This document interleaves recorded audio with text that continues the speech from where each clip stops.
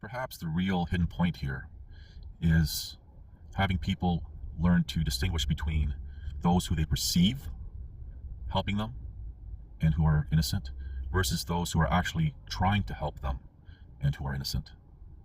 And redirecting, for example, any kind of support, whether it be financial or emotional support to those individuals, to the proper individuals, and not to, as a descriptive, the false ones.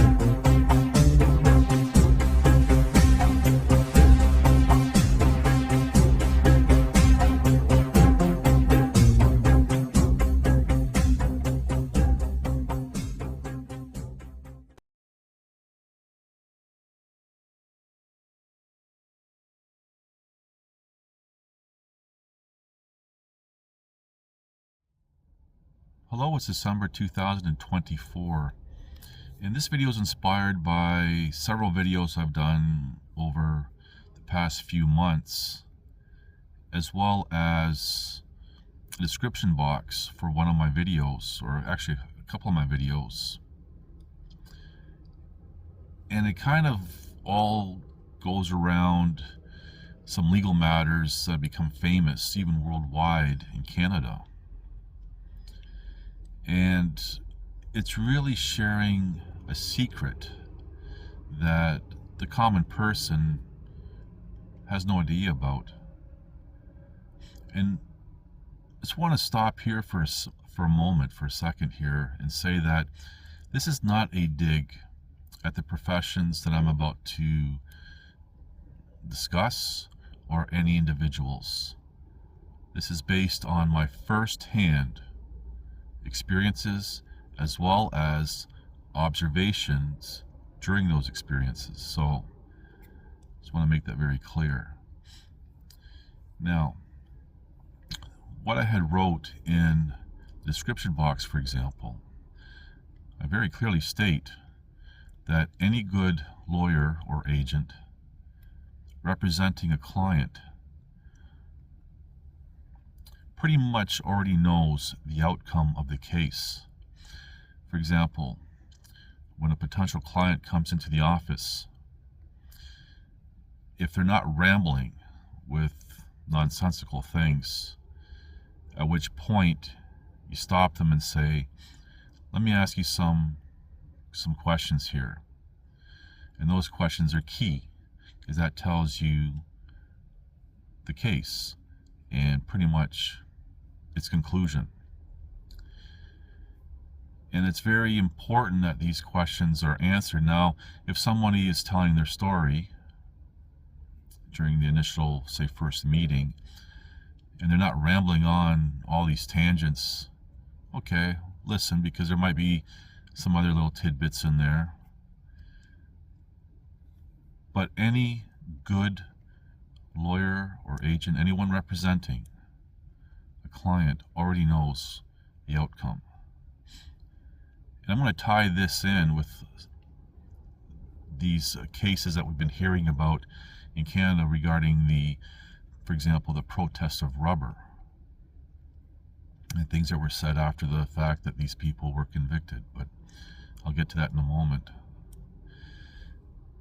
This knowledge of how a case, just by hearing a few minutes, having some very specific questions answered, tells you, comes through, for example, critical thinking. You need to have critical thinking. And, for example, an extensive knowledge base. For example, having your own personal library of case law on specific topics or even subtopics within the topic of law. Now, the experience that you see or gather throughout a career is things that you've read, other case law, how did they turn out. I used to just sit back sometimes and spend a whole evening or a whole Saturday just reading case law because it was interesting. and you learn. And from that, there's other cases that are cited, and you go off on these tangents of reading all these cases and everything else. And that kind of builds your foundation on, okay, this is how the courts are interpreting the law. Now, I have mentioned, again, over the past few months, how people talk about having laws. We need more laws, which is ridiculous. But anyway, having even one law written doesn't really mean anything to the people. It's how the laws are interpreted. And that's based on how the laws are argued in court. The arguments of law are argued by people representing their clients. Whether they be corporate or individuals, doesn't matter.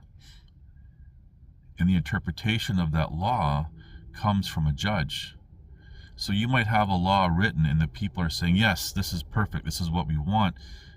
But how are the courts interpreting the law after it's been argued? And most people don't even understand what I'm talking about right now. They think, well, law is the law. No, the law is not the law. There's the interpretation of the law that needs to be fulfilled. So somebody who's going, for example, to a law office, they need representation. They want to tell their story. So they spend however time, explaining this is their position. That person that may be retained to represent them in court already knows the outcome. Now, one of the things that I kind of waited for with these cases revolving around the protest of rubber, what were the comments after the fact? And every single lawyer that represented these individuals said at the end, yeah, we knew how it would turn out. They did.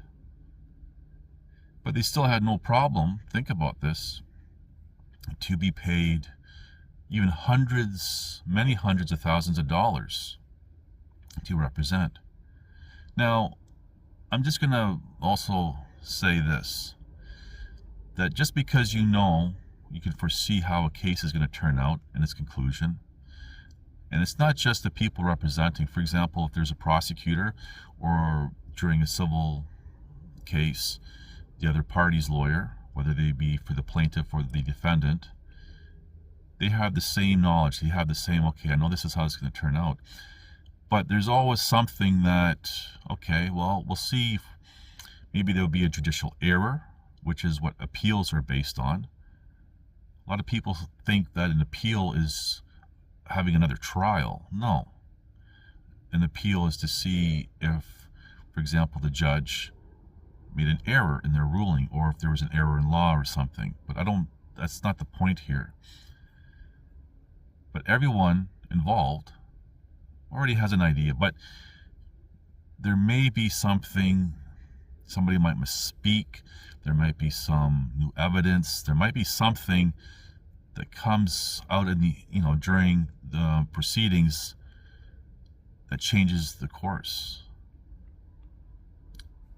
You can have your own witness go up on the stand, tell you for months, this is their story, blah, blah, blah, and then they get on the stand and they completely contradict themselves on what you know. And at that point, you simply close your file folders, gather up your papers, and quietly just stand there. And for those in the know, who knows what that means, that's what you do.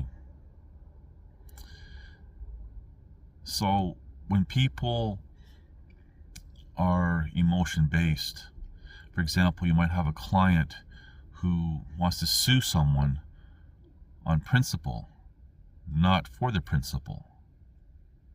You see the difference? That's emotion-based. People want to have someone defended who they perceive is standing up for some sort of movement that they are part of or agree with or whatever, because it's all emotion based. They're blind.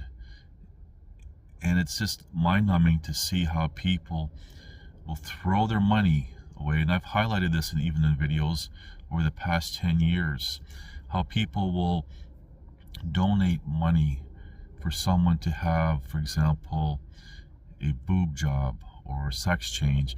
Beer money. There was a case of beer money. People donated over $2 million because some guy made a post about needing beer money. You might think, okay, got carried away. Well, at what point people donating can't see the donation number rising beyond whatever a case of beer may cost? And I've highlighted, for example, the case of Penis Man. That's what the news media had called him. Someone admitted their guilt, but the stress of everything was so much, and just having to go through the trial and the worry and of conviction and everything else. I remember the last time I looked at their fundraiser, it was like $15,000, $20,000. You can only just shake your head at that. But people rely on their emotions way too much. Yet there's countless of people who are actually innocent. And some of those people are actually fighting for real truth and justice in this world. Because it's all the countless of cases of injustice, the small ones that you never hear about, that build the foundation for, as an example, the big tyrannical injustices, perhaps something that's being imposed on the population. But your common person cannot understand that. And if you try to highlight this and say, hey, listen, this is where you guys are going wrong on anything, whether it be donating to a lost cause, there's an old saying, throwing good money after bad, or anything, people just don't seem to understand law or how it works, and they cry out when someone's guilty and are found guilty, there's an injustice. And I've done a video highlighting how actual guilty people, once they're found guilty, and yes, they have to face the consequences, they admit their guilt. Now, these people with the protest of rubber, whether they actually thought they were doing something good and right or not, doesn't matter. But just give some time and see how their perspective on their actions, or lack of actions perhaps, may change. And that's really all I want to talk about. Something to think about, perhaps. Thank you for watching. Please like, subscribe, comment, and share.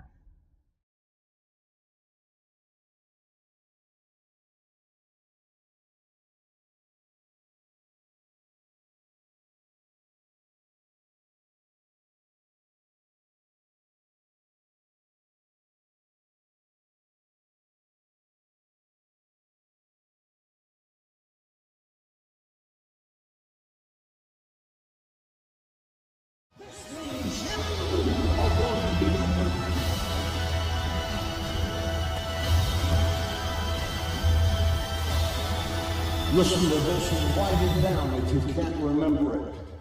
You're never going to outgrow warfare. You simply must learn to fight. I hear people saying to me, oh, when is it going to get easier? When you die.